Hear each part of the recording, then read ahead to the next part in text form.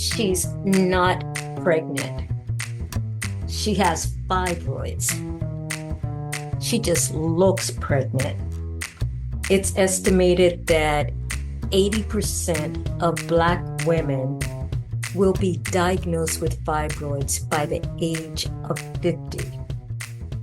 And if she's symptomatic, she's likely to complain of abnormal bleeding, pelvic pressure, bloatedness, anemia, pain with sex, and sometimes infertility.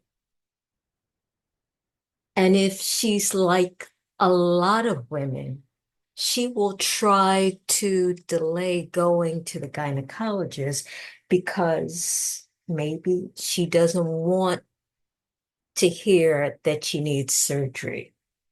She doesn't want to have to take time off from work, and neither can she afford to take time off from work.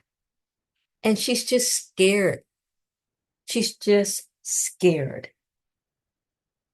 And so a study was done to compare the long and short-term outcomes of three treatment options for fibroids. One of them being a myomectomy, where you shell out the fibroids but leave the uterus in place. The second option being a uterine fibroid embolization, where you block the blood flow to the uterus in order to shrink the fibroids. And three, a hysterectomy, surgical procedure where you remove the uterus and the fibroids.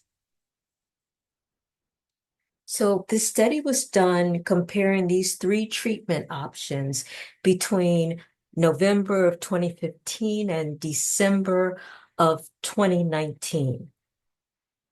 Over 1,000 women, 44% of these women were Black women, were followed from their treatment, and every year for the next 3 years to see which of the three treatment options, myomectomy, uterine fibroid embolization, or hysterectomy, which one of the treatment options offered the best outcome in terms of quality of life post-procedure.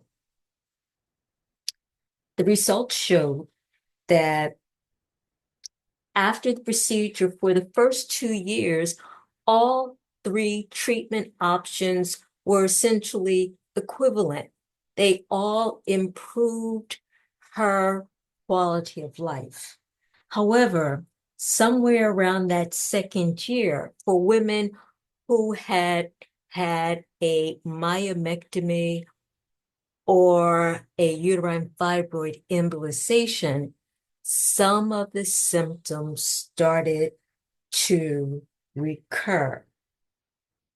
And the conclusion of this study was that first 2 years, essentially all three options were equivalent in terms of improving her quality of life.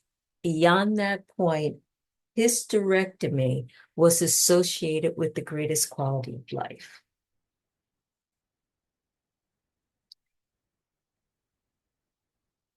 Which is an interesting study because on face, it makes us think that for the best results, a woman should proceed with a hysterectomy. And actually, the study did say there are other treatment options available besides the three listed that women need to consider and possibly avail themselves of. My point is that it's time for us to reevaluate and revise our approach to the treatment of fibroids. We need to be more proactive. We need to stop waiting until she becomes symptomatic before we try to do anything. We need to change our approach so that we can detect fibroids early when they're still small, where other alternative measures might be effective. There have been preliminary studies showing that vitamin D and green tea have been efficacious in the treatment of fibroid tumors.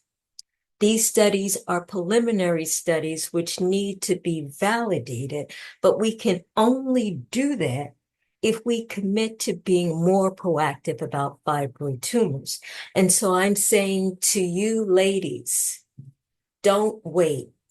Go to the gynecologist, find out if you have fibroids, and then try to institute those things which may help. It's time for us to be proactive. Let's commit, let's truly commit to women's health. Let's move forward. And until the next time, this is Dr. Rahman on Black Women's Health Podcast saying, take care.